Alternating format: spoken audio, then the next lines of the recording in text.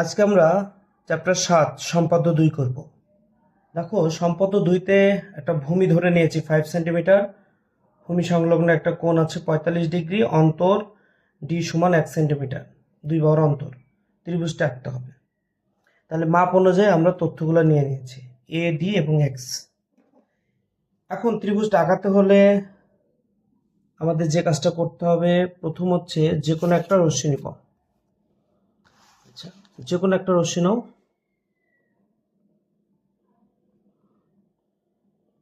আচ্ছা, রশ্মি যখন আমি বলেছি তার মানে এটা হালকা করে এটা তীর চিহ্ন দিয়ে দিতে হবে, নাম দিলাম বিডি।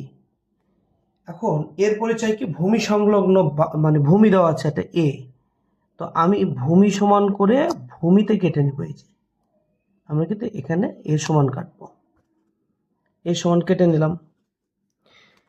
এখন সম্পদ একের মতো আমরা এখন এক্স কোণ সমান করে বি বিন্দুতে কোণ আঁকাবো। তো এক্স কোণ সমান করে কোণ কিভাবে আঁকাতে হয় দেখো, কোণ সমান কোণ, প্রথমে একটা যে কোনো ব্যাসার্ধ নিব, সেম ব্যাসার্ধ আমি বি বিন্দুতেও নিব,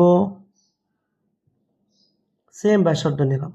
এরপর আমরা চওড়ার মাপটা নিব, দেখো চওড়া, এই যে চওড়ার মাপটা নিলাম, সেম আমরা চওড়ার মাপ এভাবে কেটে নিব। আচ্ছা, নেওয়ার পর আমরা এখন কোণ অঙ্কন করে ফেললাম। এবার আমাদের হচ্ছে এর আগে ছিল সমষ্টি, এখন দেওয়া হচ্ছে অন্তর। এখন এই অন্তর সমান করে আমরা কেটে নেব।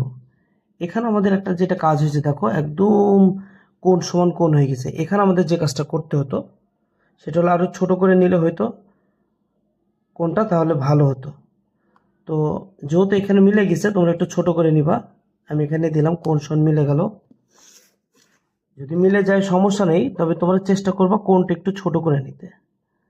তাহলে দেখো এই যে আমরা যে বিন্দুতে এখানে আমরা 1 সেন্টিমিটার নিয়েছি তার নাম ডি, এর নাম দিলাম এ। এখন এখানে একটা নাম দাও, এটা ই নাম দাও।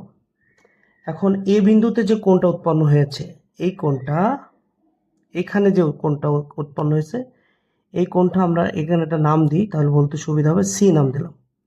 দেখো এখানে যে কোণটা উৎপন্ন হয়েছে, এই যে এসি যোগ করার পর যে বাহুটা উৎপন্ন হয়েছে, এসি বাহুর উপর আমরা কোণটা অঙ্কন করব।